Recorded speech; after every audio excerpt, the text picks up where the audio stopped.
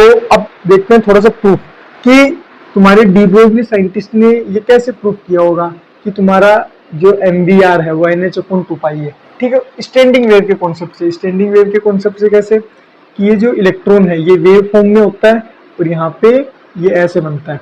ठीक है, ये तुमने ज्यादातर जगह देखा होगा। इसका मतलब क्या है, तुमने वेव ऑन स्ट्रिंग में एक चीज देखी होगी, जिन्होंने वेव ऑन स्ट्रिंग पढ़ रखी है, कि अपने पास एक रस्सी होती है, ऐसे वेव बनाओ तो या तो 2 लूप बन सकते हैं, या एक लूप, या तो एक लूप बन सकता है, या 2 लूप, या 3 लूप, या 4 लूप। अगर मैं 2.5 लूप बनाना चाहूंगा तो वो पॉसिबल नहीं है। क्यों?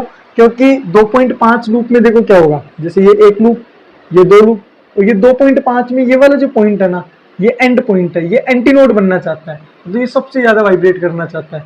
यहाँ पे ये सबसे ज्यादा वाइब्रेट होने नहीं देगा। ठीक है, ये सस्टेन इसलिए है क्योंकि ये नोड है, ये हिल नहीं सकता। तो इसमें भी ऐसा ही होता है कि पर्टिकुलर लूप ही पॉसिबल है।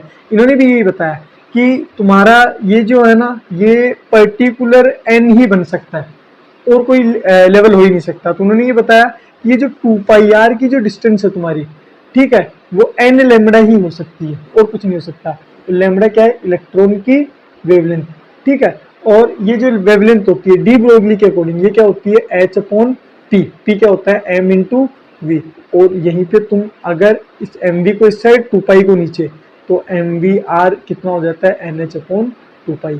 यहीं से उन्होंने प्रूफ किया था कि डी ब्रोगली वेवलेंथ का यूज करके उन्होंने प्रूफ कर दिया।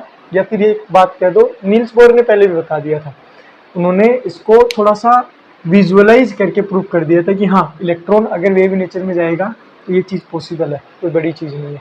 ठीक है, इलेक्ट्रॉन जिसको हम पार्टिकल समझते हैं, जिसका मास भी हालांकि इग्नोर करते हैं, लेकिन फिर भी क्या है, वो एक वेव है। ठीक है, तो वेव वाली चीज़ होना कोई छोटी चीज़ नहीं है। Thank you.